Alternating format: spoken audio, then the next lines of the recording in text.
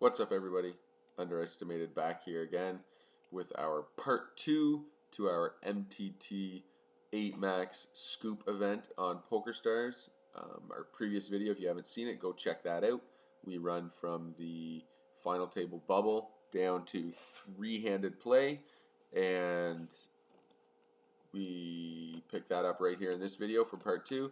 Please, before you start watching, make sure you like and subscribe. Leave a comment down below. Again, trying to get the channel monetized, and to do that, we need the views, we need the likes, we need the subs, we need the comments. So we'll get right into it here, picking up exactly where we left off on the previous video. And yeah, so got some action brewing here. They raised, it was a re-raise and then shove, and he decided to fold and hold on to his 12 big blind stack. Probably not a very smart play on his part to be not willing to call off there with whatever he was raising with, given how much he was shrinking his stack from 20 bigs down to 13. It's a little different if you're going from 15 to 12 or 16 to 14 or something like that. But if you're dropping half your stack without putting it in, that's a fantastic spot for this guy to be in, obviously. So here at the ace-8 suited, we make a min raise. He folds, we steal some blinds. Pick up pocket tens here. Obviously, we're not going to be folding those. They shove, we snap. They have king 10. We are in a great spot here. Obviously, fully dominating Chris the king, and yeah, we just sit back, cross your fingers, and hope we hold. No king. Boom. All right. So we managed to take it down. We get heads up. Congratulate each other. And start the heads up battle. Start with king 8 off, min raise it up.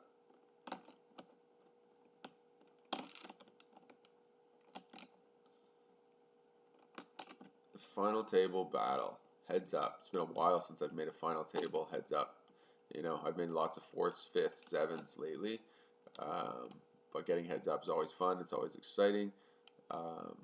Especially in a scoop event, you get the badge for it. You get leaderboard points in the scoop events if you can get in that top 30. I think it's like 150 bucks or something. 1,500 for first.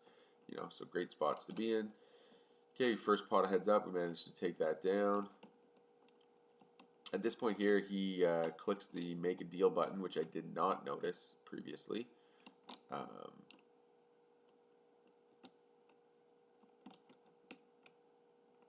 And we just check fold to king 5. Here we pick up 6-3 of diamonds, raise.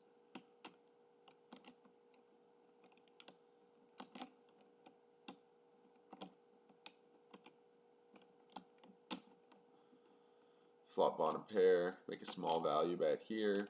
Lots of draws are going to call, lots of ace X's are going to call. There's obviously tons of value to be had.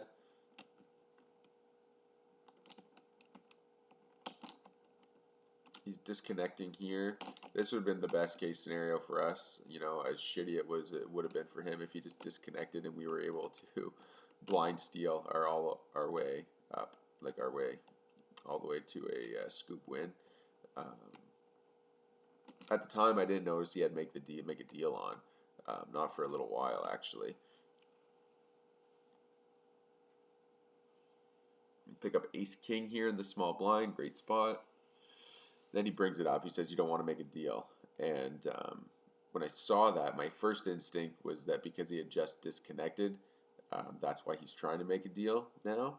And he's worried about his internet going out, or there's a storm going on somewhere. But but in the end, yeah, we didn't notice that here. So we don't respond just yet. But what I was hoping... what I was basically hoping for, like ace king here, if we managed to double up, you know, we would have been in a great spot for making a deal here. But unfortunately, it does affect the way we end up playing this hand.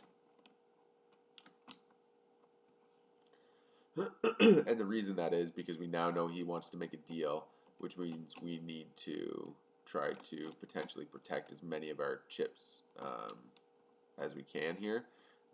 For ICM implications when making a deal, if one can be struck, and obviously we just fold and get out of the way. Hoping to get that in pre, didn't happen. Maybe for the best in the end. Yes, I do decide to pull the deal making out of the video at this point. I wasn't sure if that's something that's allowed to be recorded or not, so I didn't want to take the risk, so we did just pull it out here. So while the deal is being made, I'll just bring you guys up to speed. Basically, we end up striking a deal just based on ICM. First place was 900 and something. Second was 620, I think. So I think we end up striking a deal just based on ICM. I think he made the deal. He got an 800. I got like 720-ish, 730 maybe, something like that. Basically left like $30 or $40 left for first place, and obviously the badge, the scoop badge, if you manage to for whoever wins. Right. So that's now what we're after, trying to be able to claim that we won a scoop event.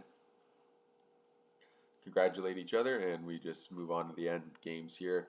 At this point, it's got to be 2 in the morning. I'm exhausted. I'm just ready to be done with it, unfortunately. I feel like I did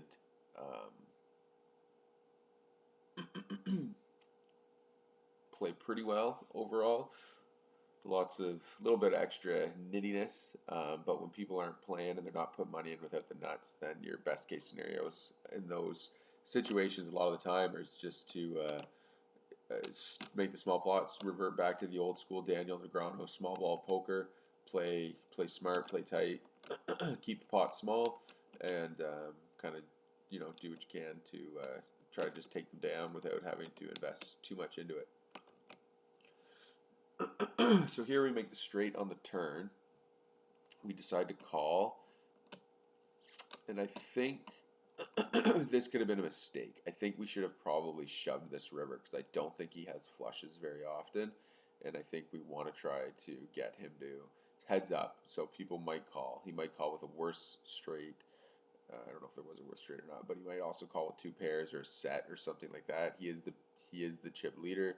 He could convince himself to call in a spot like that. So I do think that was a mistake, not shoving there, or at least raising, because I think we could have got some value. But ace queen, he gets away from us with that. We then pick up ace 3 in the big blind, and I think he raises, and we decide to 3-bet him with the ace 3. He calls, we barrel,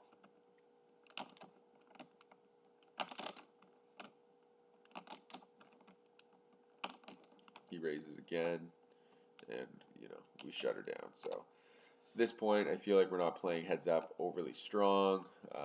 Starting to feel like we're kind of getting run over a little bit. Get the 5 through suited, nothing on the flop. We're obviously just going to get out of the way here, check it down, get out of the hand. Check again, 4th heart on the river, check again, and he ends up having the same hand. He gets it with the 5 of hearts on the river.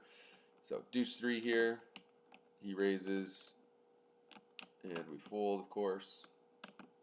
So taking a bit of a beating here so far. Things aren't really going our way, but we're going to try to turn it around here at the queen 4 suited. No such luck. He opens shoves. We have to fold. 6 deuce. Raise, we call, try to catch something on the flop. Not much love. Again, check fold, or check call, check fold. Yeah, so not playing out very well so far. So I think now we start to decide that, okay, let's try to get a little more aggressive. Let's try to make something happen. So we pick up an ace, raise. He 3-bets, we shove. He has pocket 9s. And do we get there on the river? We do not. So that was the end of that. Game ended. Second place in the 8 max scoop event at Pokerstars, $715 for second prize.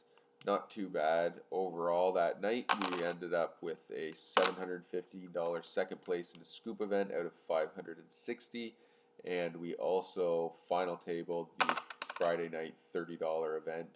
I think we went out in 7th there, which was I think $75, $80, something like that. for an overall win of approximately $800 last night. Can't complain about that by any means. So we are very happy in that regard. And we're playing NL25 cash right now, working on that bankroll challenge. So this was obviously a big boost to that. So the next video we make will be a updated bankroll challenge video, kind of showing where our bankroll is at now. So I hope you guys look forward to seeing that. Make sure you turn on the notifications so you know when that video comes out. Hit the like button, hit the subscribe button, leave some comments, and we will see you guys at the next video. Let me know too down below in the comments if you like these MTT videos, if you'd rather see them live, if you like the cash game videos more, or just in general anything you guys would like to see. You know, that's what we're kind of looking to provide here, is entertain ourselves with videos and entertain you guys and maybe help you learn something, or at the very least show you that it's possible to take $100 on 2 sites and grind it up into a real bankroll with you know, a little bit of skill and just a lot of sort of determination and grinding. Alright guys, again, like, comment, subscribe. We'll see you at the next one.